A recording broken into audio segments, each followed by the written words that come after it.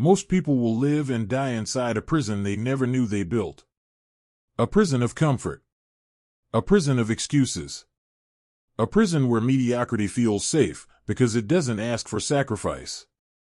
It doesn't demand risk. It doesn't require the uncomfortable confrontation with greatness that whispers in the silence, "You were meant for more."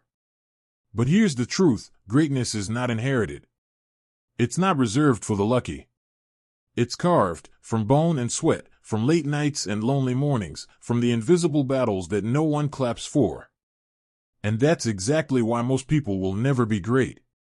Because greatness costs everything that mediocrity lets you keep. They want results without struggle. Titles without toil. Wealth without worth. They forget that Henry Ford was mocked as a fool before he transformed the world. That Abraham Lincoln lost more elections than he won before he changed the course of a nation. That Thomas Edison failed over 1,000 times before the light bulb lit the future. And in every one of those stories, there's one common thread: they kept going when others quit. Not because they knew it would work, but because quitting was never on the table. Most people? They build their lives on what's convenient. The great? They build theirs on what's necessary.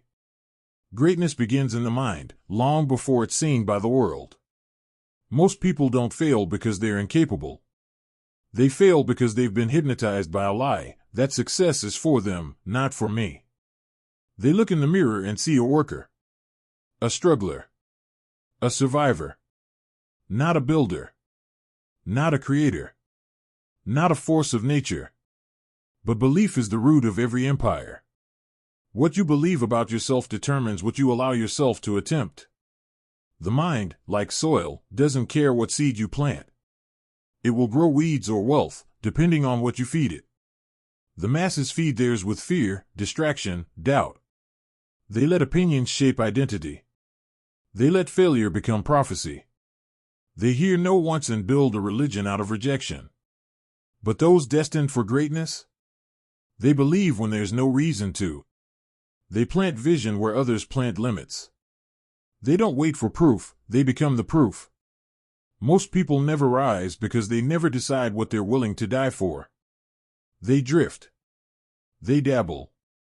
They live like leaves in the wind, pushed by opinion, carried by trends, paralyzed by options. But greatness demands clarity. It demands a vision so sharp it cuts through distraction like steel through fog. Think of Walt Disney.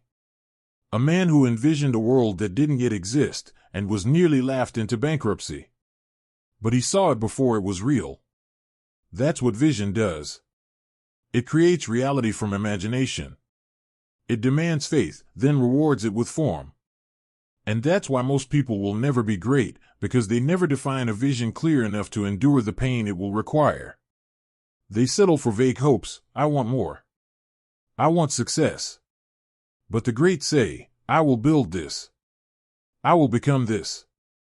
I will not stop until the world echoes what I already know to be true.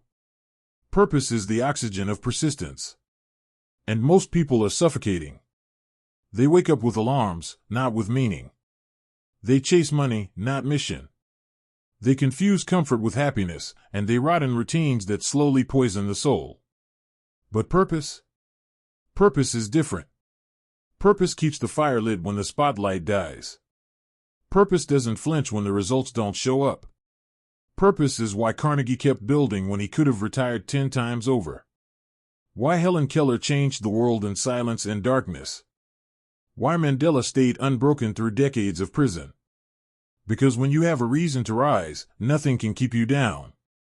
Most people will never be great because they're not willing to search deep enough to find the thing they would bleed for. They chase goals to impress, not missions to embody.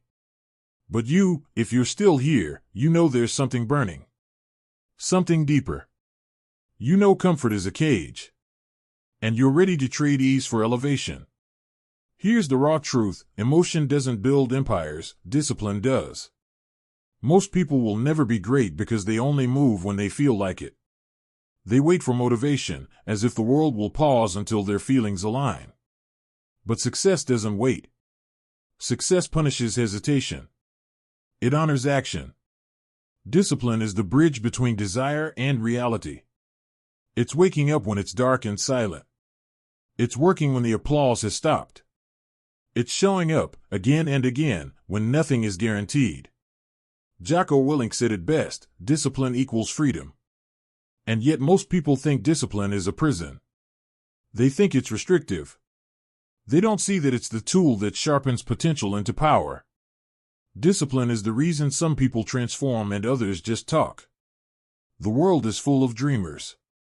But dreamers without discipline are just drifters, sailing nowhere, slowly dying in their own comfort. You want greatness? Get to work.